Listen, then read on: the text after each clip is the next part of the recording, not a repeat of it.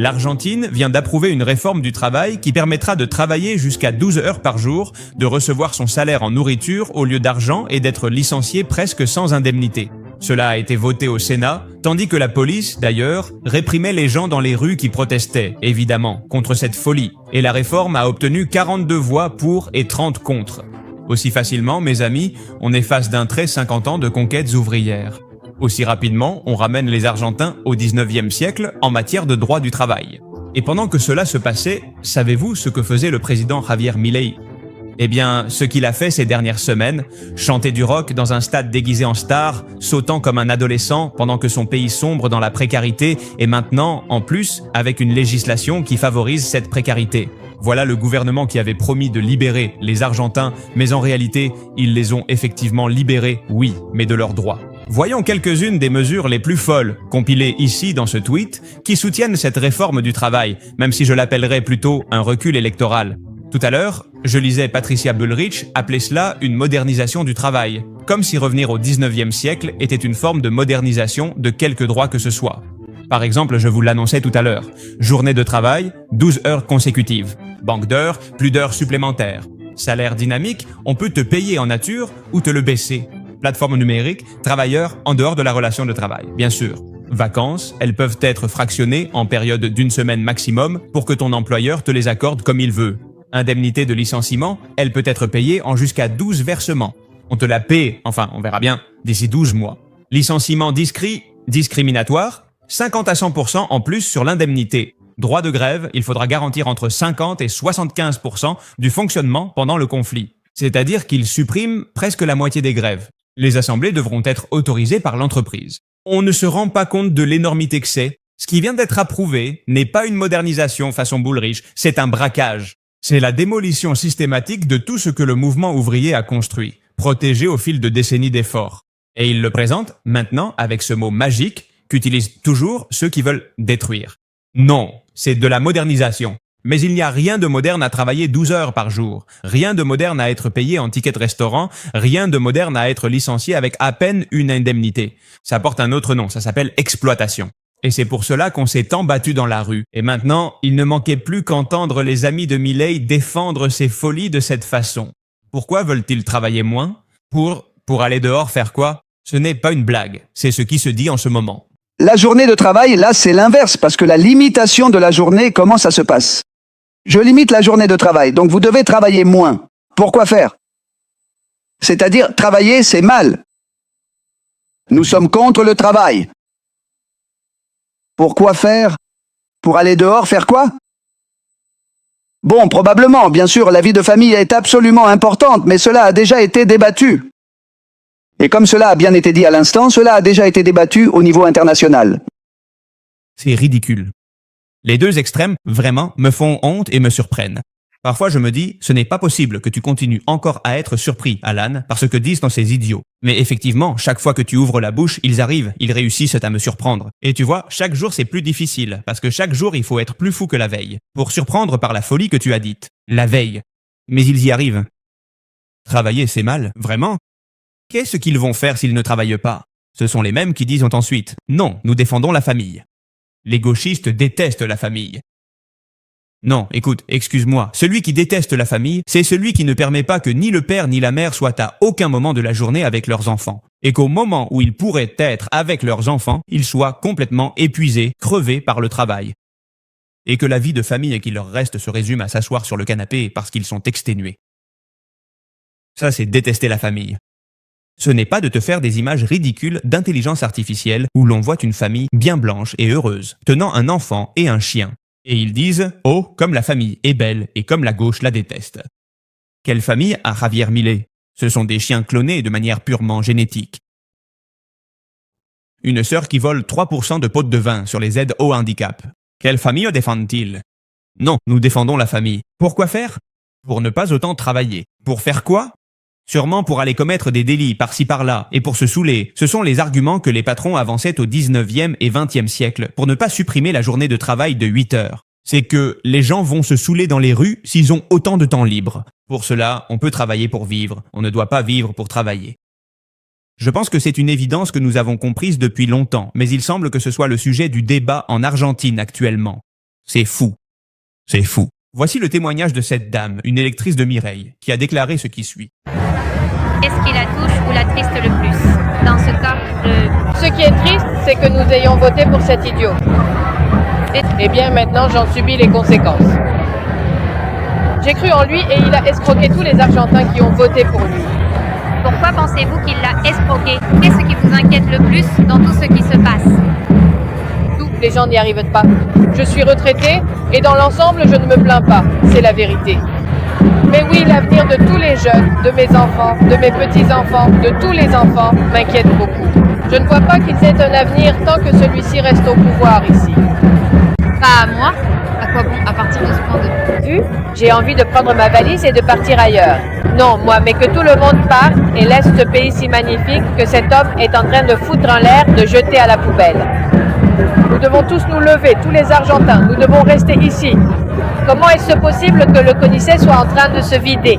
Qu'il n'y ait plus de scientifiques alors que tous les Argentins sont recherchés à la NASA et partout ailleurs pour leur intelligence? Oui, mais à l'étranger, bien sûr.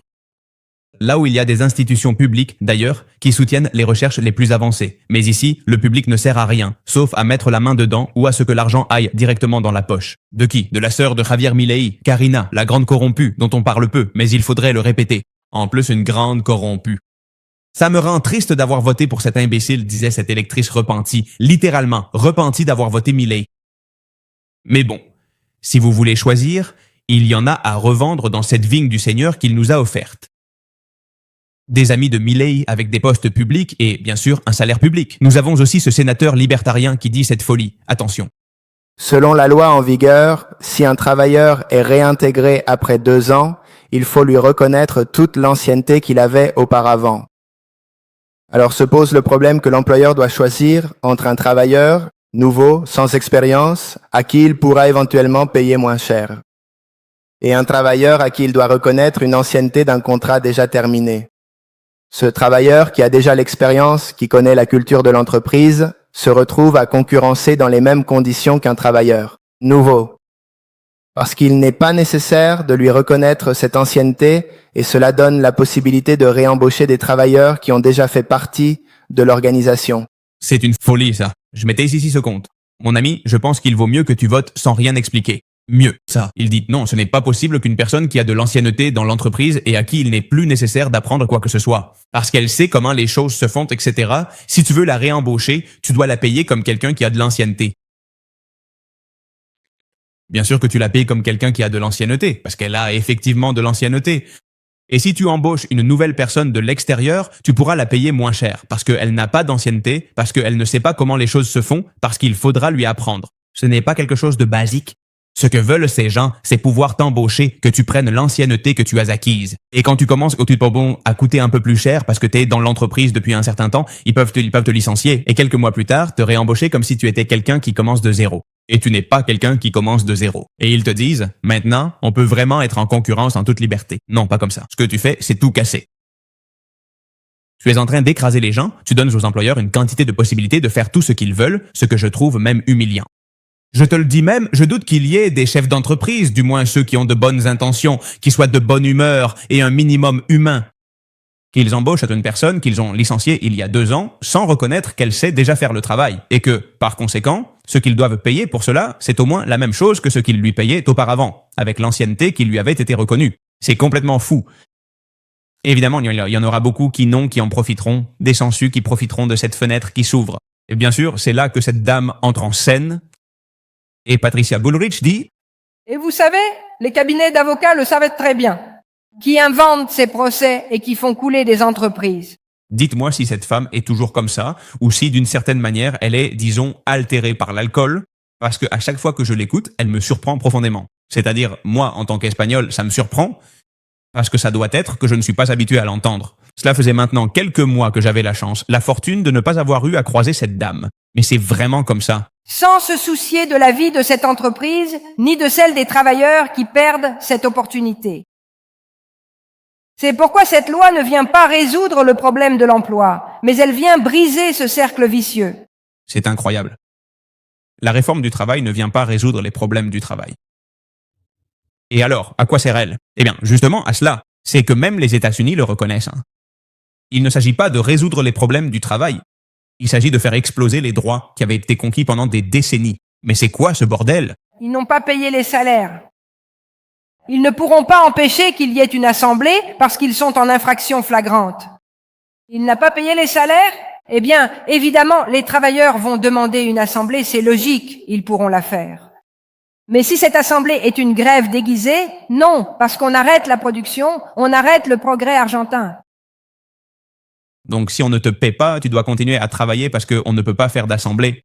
Et tu ne peux faire une assemblée que, c'est-à-dire te réunir avec tes collègues dans le cas où on ne te paie pas. Mais dans le cas où on te paie et que tu as d'autres revendications professionnelles, ne soyons pas idiots, évidemment. Tu peux avoir 1000 revendications professionnelles au-delà du fait qu'on te paie le salaire, mais peut-être qu'on t'épuise avec les horaires.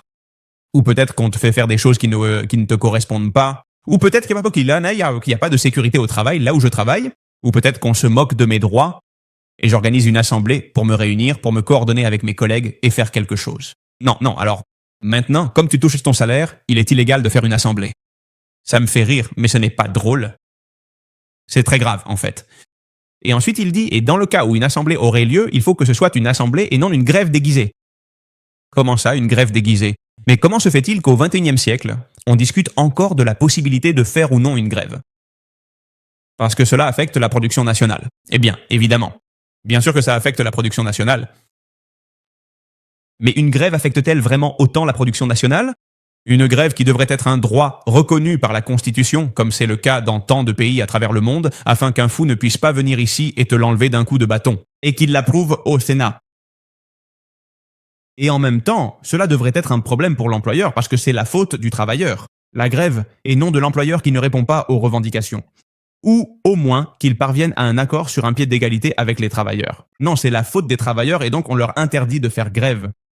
C'est complètement fou, bien sûr. Et ensuite, tu compares cela, je dois faire une vidéo exclusivement sur ce sujet. Mais bien sûr, à l'instant, je viens aussi de tomber sur cette nouvelle. Dans la dernière heure, le Sénat du Mexique, non celui d'Argentine, celui du Mexique, a approuvé à l'unanimité la réduction de la durée du travail de 48 à 40 heures par semaine.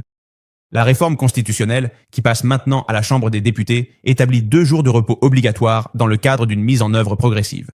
Autrement dit, alors qu'en Argentine, on vous dit maintenant que vous pouvez travailler jusqu'à un maximum de 12 heures. Et ici, il ne se passe rien. Au Mexique, on vous dit non, on va y aller doucement.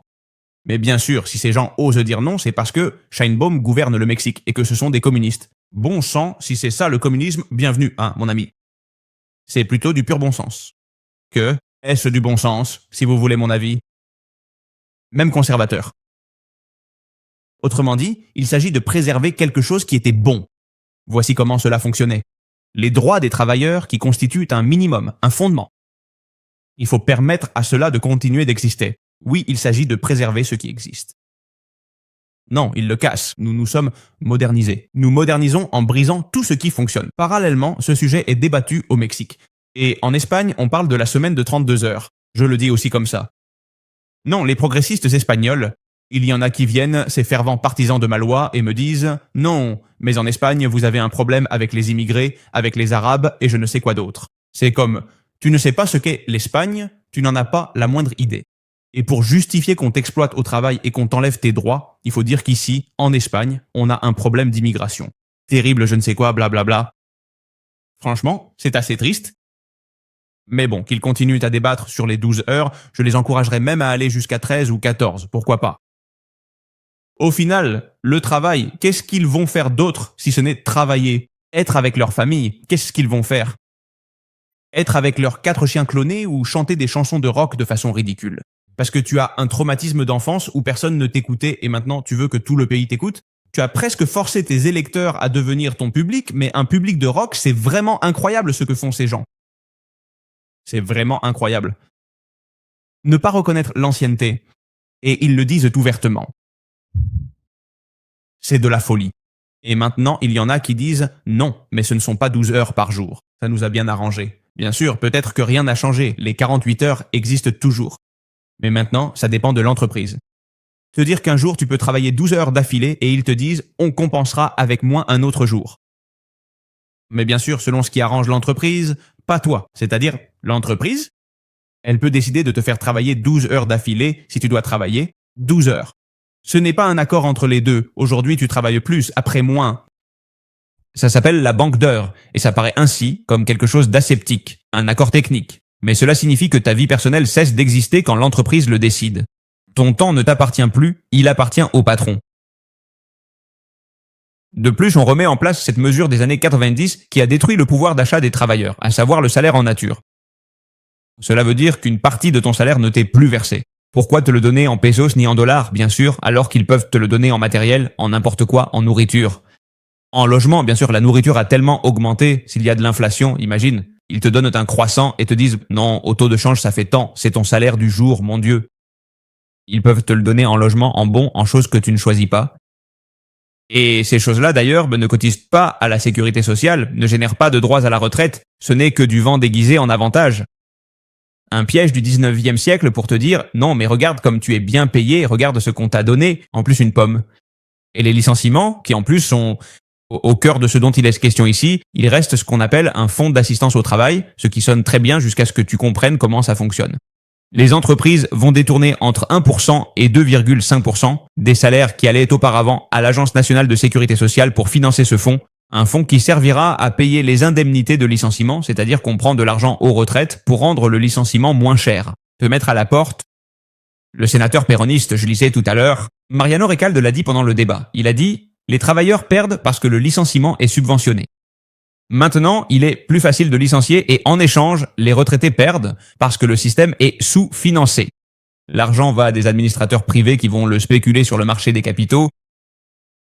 C'est tout un travail bien ficelé, en plus des vacances qu'on peut désormais t'accorder semaine après semaine, au lieu d'un été continu pour pouvoir arranger quelque chose avec ta famille, partir quelque part, te reposer vraiment. Maintenant, on peut te les fractionner tout au long de l'année, et en plus, c'est toujours selon ce qui arrange l'employeur. Et les heures supplémentaires, ce qui étaient payées avec une prime, parce qu'elles impliquaient évidemment de sacrifier ton temps libre, pourront désormais être compensées par des jours de repos au lieu d'argent. Tu travailles plus aujourd'hui pour te reposer demain. Si toutefois, l'entreprise, bien sûr, t'en donne la permission. Et si ce jour-là, elle n'a pas envie que tu travailles 12 heures, on te le rendra plus tard. Enfin, les amis, cela va avoir des conséquences. Cela va faire couler de l'encre et ce n'est pas encore définitivement approuvé, pas encore. Beaucoup de gens ont voté pour, 42 pour, 30 contre, il manque encore du monde. La deuxième étape n'a été votée qu'au Sénat. Mais les amis, avec les chiffres qu'il y a sur la table, ça va avancer, ça va avancer. Les amis et les gens, même ceux qui ont voté pour Javier Milei se demandent « Mais pourquoi diable ai-je voté pour cet imbécile ?» Comme le disait la femme que nous écoutions tout à l'heure, quel dommage, vraiment, les amis, quel dommage. Beaucoup de courage d'ici à tous les compatriotes, amis et amis argentins et argentines.